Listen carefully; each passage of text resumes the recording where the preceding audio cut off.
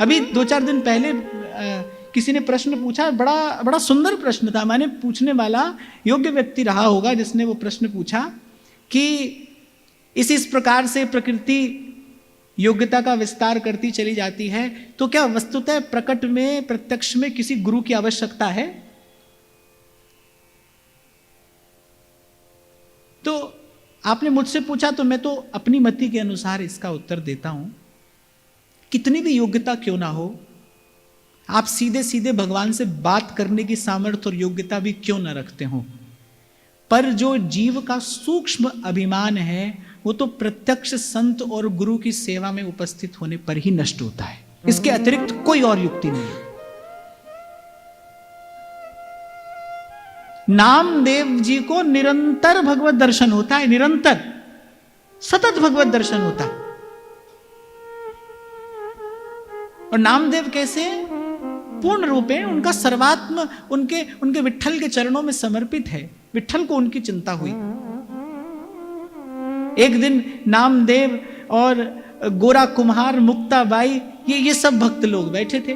गोरा कुम्हार जी के यहां पर गोष्ठी हो रही थी, भगवान नाम कीर्तन हुआ, सब लोग प्रसाद पाने बैठे। मुक्ताबाई ने पूछा श्री गोरा कुम्हार जी से, बोले इन घड़ों में कच्चा घड़ा कौन है? तो श्री गोरा कुमार जी ने हाथ में थापी देते हुए कहा, बोले ठोक कर देख लो कौन कच्चा है। तो मुक्ताबाई जी ने एक एक थापी सबको जमा दी, पर जैसी नामदेव जी को थापी लगी, नामदेव जी ने कहा, अरे क्या करती हो? गोरा कुमार कहने लगे, यही कच्चा घड़ा है बस, बाकी सब पक्के, यही कच्चा है। अब जब नामदेव जी को सारा वृतांत ज्ञात हुआ तो वो थोड़े से उदास हो गए, उनका मन थोड़ा खिन्न हो गया। तब प्रभु ने आज्ञा दी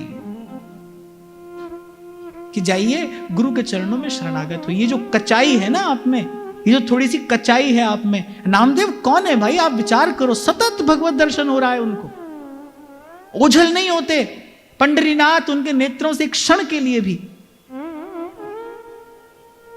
नामदेव जी का सुयश संसार में किस प्रकार प्रतिष्ठित है। जू जू नामा हरि गुण उचरे, भगत जना को देहुरा फिरे। ठाकुर जी ने संसार को प्रकट करके दिखाया, भाई जहां हम हैं वहां मंदिर नहीं है, जहां नामदेव है वहां मंदिर है। मंदिर में भक्त हो ना हो, पर भक्त जहां है वहां तो मंदिर होता ही है।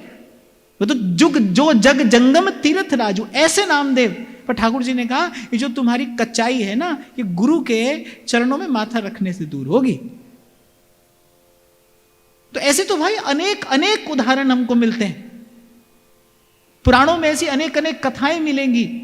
काल क्रम ने ऐसी अनेक अनेक घटनाएं देखी जिनको भगवान मिल गए, बात हो रही है सतत प्रभु से। प्रभु ने कहा कि नहीं भाई, पहले गुरु के चरणों में जाकर माथा रखिए। और फिर मैं तो कहता हूं भाई, आपको अगर संतोष है ना, आपको अगर तृप्ति मिल गई है, आपके मन में कोई द्वंद्व नहीं है, कोई संशय नहीं है, आपको लगता है कि आपने पूर्णता का अनुभव कर लिया है, तो कहीं मत जाइए। ये तो भाई जाको है जासो मन माने, तो मन माने की बात है। हाँ, पर आपने मुझसे पूछा तो मैं यथामति आपको इसका यही उत्तर देता हूं। मेरा छोटा सा अनुभव यही कहता है कि जो सूक्ष्म अभिमान है वो प्रत्यक्ष में गुरु की सेवा किए बिना नहीं जाता, वो संत और गुरु की सेवा में ही विलीन होता है। जब जब बिना ही वजह डांट पड़ती है, जब बिना ही वजह फटकार पड़ती है, तो वो भीतर जो अभिमान है ना उसको चोट लगती है, लेकिन वो व्यर्थ नहीं जाती, वो निरर्थक नहीं जाती, वो जीवात्मा को शुद्ध कर देती है, प्रभु के योग्य बना देती है।